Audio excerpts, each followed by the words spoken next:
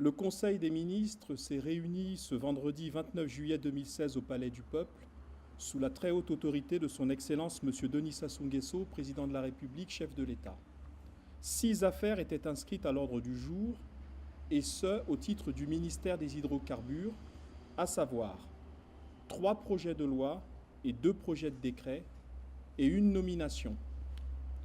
Au titre des projets de loi, projet de loi portant approbation du contrat de partage de production marine 6 bis, signé le 15 juin 2015 entre la République du Congo, la Société nationale des pétroles du Congo et la société Eni Congo SA. Présentant ce projet de loi, M. Jean-Marc Tister-Tchikaya, ministre des Hydrocarbures, a rappelé aux membres du gouvernement que le projet soumis à leur examen et approbation venait entériner les conditions et les modalités de mise en œuvre du permis de recherche Marine 6 bis, signé par les sociétés susmentionnées. Le permis de recherche Marine 6 bis couvre une superficie de 362,27 km², une zone libérée suite à la délimitation des nouveaux permis d'exploitation Djambala 2, Fukanda 2 et Mwafi 2. Il a été attribué à la Société nationale des pétroles du Congo, SNPC en sigle, par décret numéro 2015-409 du 22 avril 2015. Les travaux de recherche ont mis en évidence des découvertes techniques et des prospects dont les accumulations d'huile en place sont estimées à 213 millions de barils. C'est sur cette base, et compte tenu de l'importance des informations détenues, que les parties au contrat de partage de production ont convenu d'octroyer au contracteur un permis d'exploitation sur la partie centrale du permis. Les paramètres de récupération des coûts de Marine 6 bis sont les suivants. La reprise de 50% des coûts antérieurs des anciens permis, soit environ 205 millions de dollars américains. Le placement dans un compte séquestre des provisions de réhabilitation des sites. La fixation du seuil de prix haut à 90 dollars américains par baril durant les 5 premières années de mise en production de chaque permis et correspondant à la période de récupération des investissements. Puis à 32,70 dollars américains par baril pour la période suivante. La fixation du cost oil, huile, à 53% pendant la période de récupération des investissements, puis à 50% ensuite. La fixation du cost oil gaz à 70% pour toute la durée d'exploitation afin de valoriser la production de gaz. Enfin, l'institution d'un cost oil garanti de 30% après la période de récupération des investissements. D'autre part, le Conseil des ministres a pris acte des paramètres de partage de production, excess cost oil, super profit oil et profit oil, tels que présentés dans le projet soumis à son examen. Après discussion, le projet de loi soumis à son examen a été approuvé par le Conseil des ministres. Il sera transmis au Parlement pour adoption. Projet de loi portant approbation de l'avenant numéro 5 au contrat de partage de production haute mer, signé le 15 juin 2015 entre la République du Congo, la Société nationale des pétroles du Congo et les sociétés Total EP Congo et Chevron Overseas Congo Limited.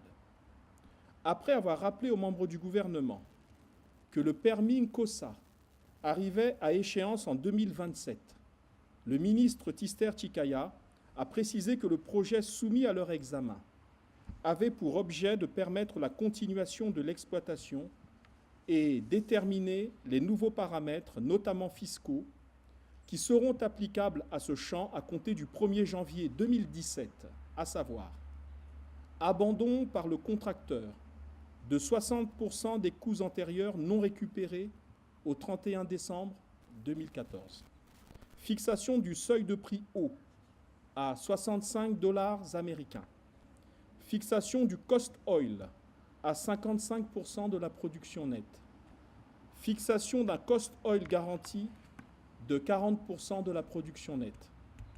D'autre part, le projet de loi en examen a entériné les nouveaux paramètres de partage de la production applicables au permis d'exploitation COSA, ainsi que la fixation d'une redevance minière proportionnelle de 15%, et ce, conformément aux dispositions du Code des hydrocarbures. Les membres du gouvernement se sont félicités du fait que ces aménagements économiques et fiscaux vont faciliter la réalisation de nouveaux investissements, dont le montant est estimé à 1,7 milliard de dollars américains.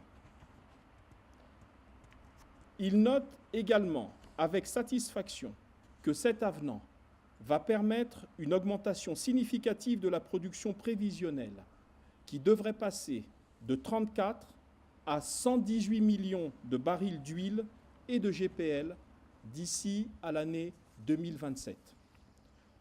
Ce projet de loi a été approuvé par le Conseil des ministres. Il sera transmis au Parlement pour adoption.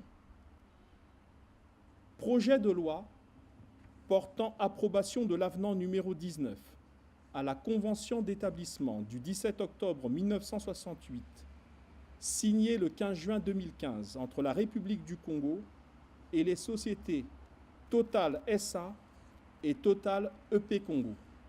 Ce projet de loi consacre la volonté des partenaires susmentionnés de procéder à l'assainissement de la situation économique et fiscale du permis d'exploitation COSA, afin notamment de soutenir les nouveaux investissements projetés d'accords partis. Ces investissements portent notamment sur les enjeux suivants. Poursuite des travaux d'intégrité sur les installations actuelles de production. Remplacement du stockeur gaz de pétrole liquéfié afin de maintenir la production des gaz de pétrole liquéfié jusqu'en 2027. Réalisation de puits de production supplémentaires. Sur la base de ces enjeux, les paramètres économiques et fiscaux retenus et devant entrer en vigueur le 1er janvier 2017 sont les suivants. Abandon par le contracteur de 60% des coûts antérieurs non récupérés au 31 décembre 2014. Fixation du seuil de prix haut à 65 $ américains. Fixation du cost oil à 55% de la production nette. Fixation d'un cost oil garanti de 40% de la production nette. Poursuivant la présentation du projet, entérinant l'avenant numéro 19, le ministre Tister Chikaya a précisé les nouveaux paramètres de partage de production applicables au permis d'exploitation COSA et a rappelé le passage de la redevance minière proportionnelle de 12 à 15%, et ce, conformément aux dispositions du Code des hydrocarbures. C'est sur cette base que le Conseil des ministres a approuvé le projet de loi soumis à son examen. Celui-ci sera transmis au Parlement pour adoption. Projet de décret. Projet de décret portant prorogation du permis d'exploitation d'hydrocarbures, liquides ou gazeux, dit permis Kombi, Likalala, Libondo.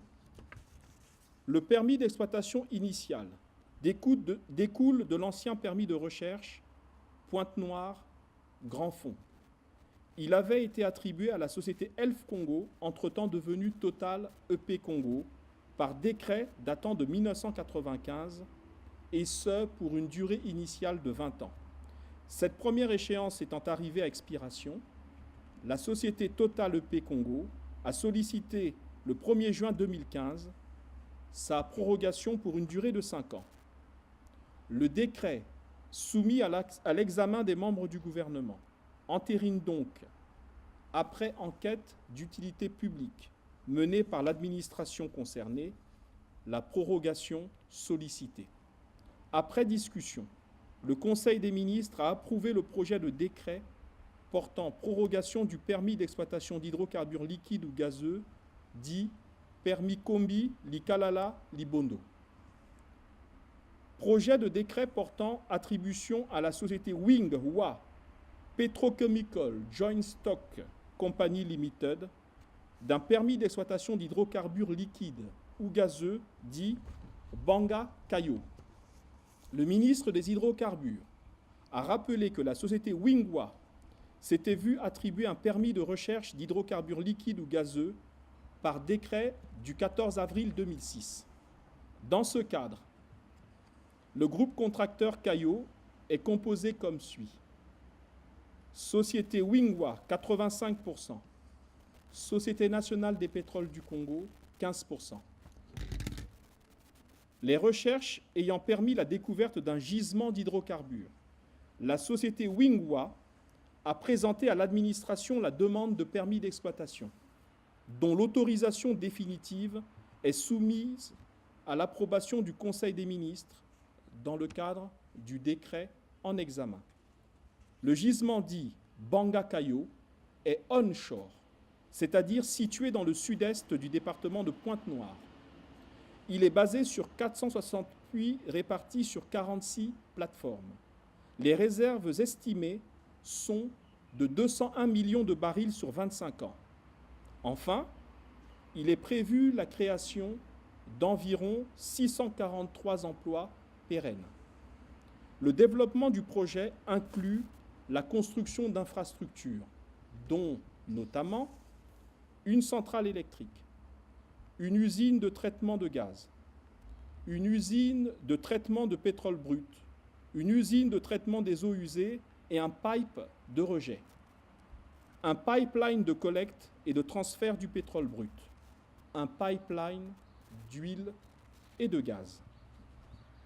Prenant la parole, Son Excellence M. Denis Sassou Nguesso, président de la République, chef de l'État, a relevé pour s'en féliciter qu'il s'agissait là du premier exemple de coopération entre la Chine et le Congo dans le domaine de l'exploitation pétrolière. Le président de la République a néanmoins insisté, compte tenu du caractère onshore de l'exploitation, sur la nécessité pour le gouvernement de s'assurer du respect des normes environnementales, et ce, dans une zone forestière très boisée. Après discussion, le projet de décret portant attribution à la société Wingwa Petrochemical Joint Stock Company Limited d'un permis d'exploitation d'hydrocarbures liquides ou gazeux dit Banga-Caillot a été adopté par le Conseil des ministres.